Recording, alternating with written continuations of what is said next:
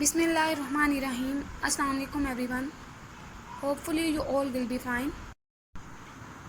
We are doing unit number 6 of science, solids, liquids and gases.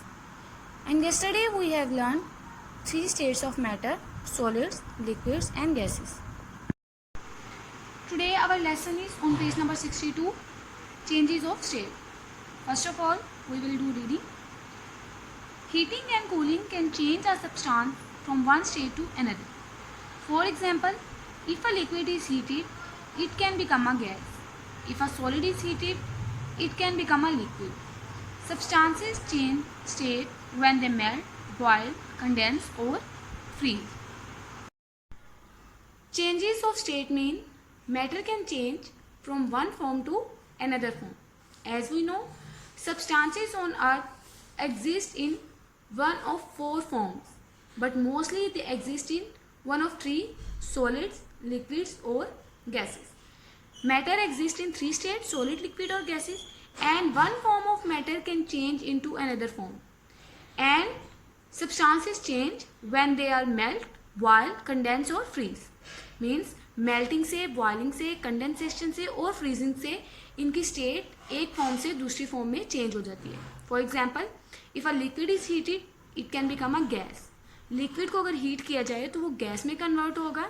And if a solid is heated it can become a liquid. There is ice. Ice is the solid form of water. And when we heat a solid it can become a liquid. जब हम solid को heat करेंगे तो वो liquid में convert हो जाएगा. यहाँ पे जब हमने आइस को हीट किया तो वो मेल्ट होके लिक्विड में चेंज होगी, वाटर में कन्वर्जन होगी. It's mean one form of matter is change into another. Solid की लिक्विड में कन्वर्जन होगी. सेकेंड स्टेप, जब हम लिक्विड को हीट करेंगे ये गैस में कन्वर्ट हो जाएगा.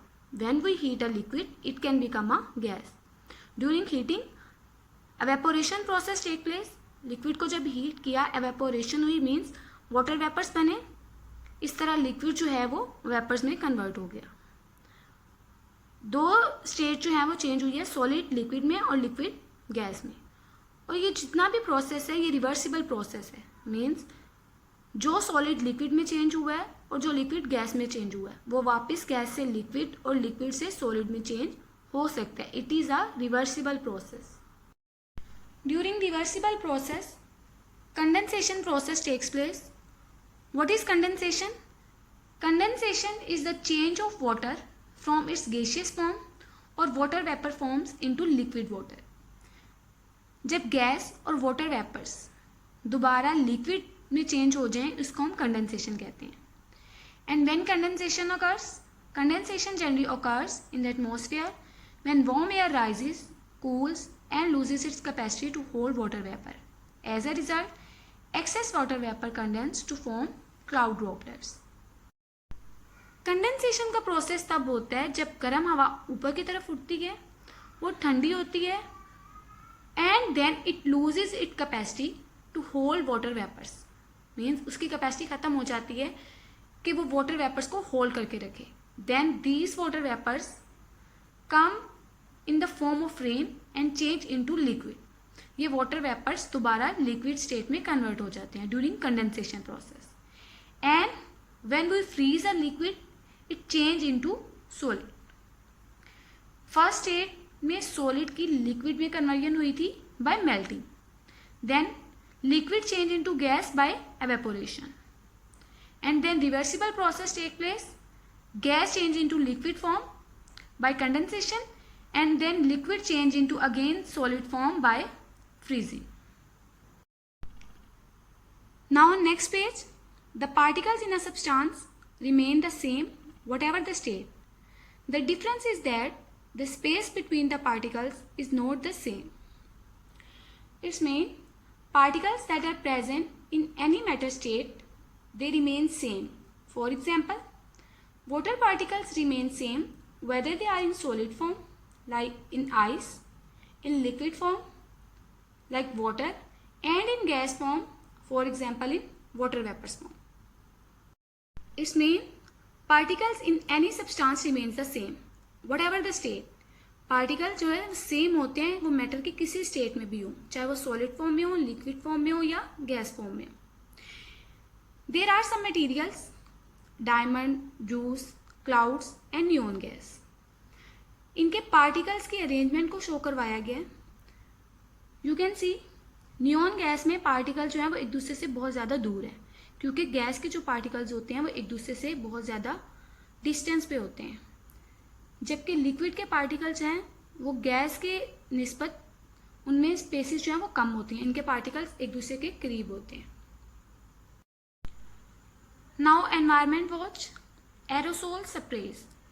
These contain chemicals that could harm the environment when released into the atmosphere.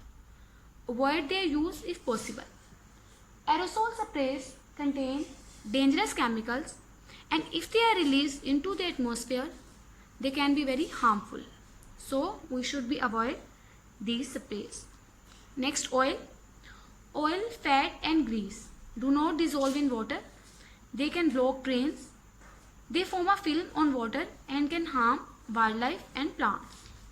Never pour oil down a drain. Oil, fat और grease पानी में डिसॉल्व नहीं होते and they can block drains, बल्कि ये ड्रेन्स को ब्लॉक कर देते हैं. ड्रेन्स जो है वो पानी की नालियाँ होती हैं एंड ड्रेन्स अलाउ वाटर और other liquid in something to run out. Oil, grease and fat ये वाटर में एक ऑयली फिल्म बना देते हैं जो कि प्लांट्स के लिए और दूसरे वाइल्ड एनिमल्स के लिए बहुत ही ज़्यादा हार्मफुल है. So we should avoid to pour oil into drains, क्योंकि अगर ऑयल ड्रेन में चला गया तो उससे लिक्विड जो है वो सही तरह से रन आउट नहीं हो सकेगा. उसमें ऑयली फिल्म जो है वो प्लांट्स और वाइल्ड एनिमल्स के लिए हार्मफुल होगी.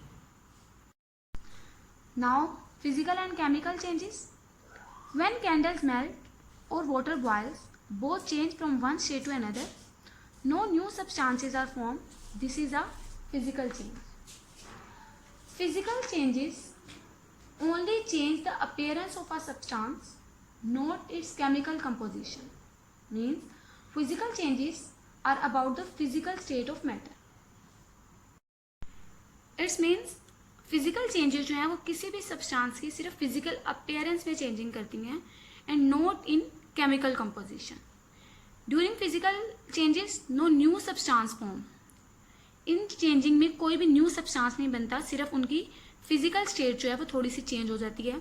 जैसे कि वाटर बॉयल होता है तो ये एक फिजिकल चेंज है, उसमें कोई भी एक न्यू चीज़ नहीं बनी, so it is a physical change. इसी तरह जब कैंडल बर्न होती है ये भी एक फिजिकल चेंज है. Now chemical changes.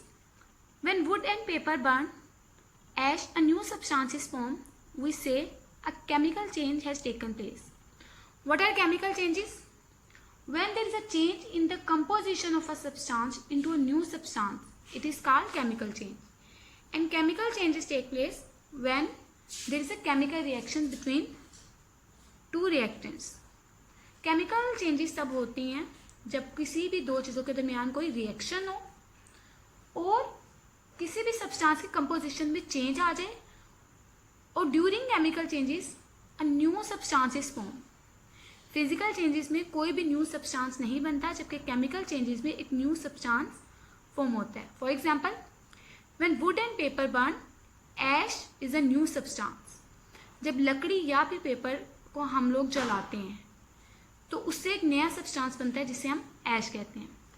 और केमिकल चेंजेस तब होती हैं जब कोई रिएक्शन हो. And during this burning process, wood and paper react with oxygen of air. Wood और पेपर ने एयर की ऑक्सीजन से रिएक्ट किया, बर्निंग प्रोसेस हुआ, जिससे ये दोनों चीज़ें जल गई और एक न्यू चीज़ बनी जिसे हमने कह दिया ऐश, जो कि राख होती है. ये था chemical change. Now concept check. Fill in the blanks. First one, in a physical change no dash substances are form. And the answer is new. In a physical change, no new substances are formed. Physical changes में कोई भी new substance नहीं बनता. Second one, in a dash change, new substances are formed. And the answer is chemical. In a chemical change, new substances form. Now discuss and answer. Think about it. How would you explain the following to a friend? A. Change of state. B. Physical change. C. Chemical change. Now think, how would you explain to your friend these terms? Thank you so much.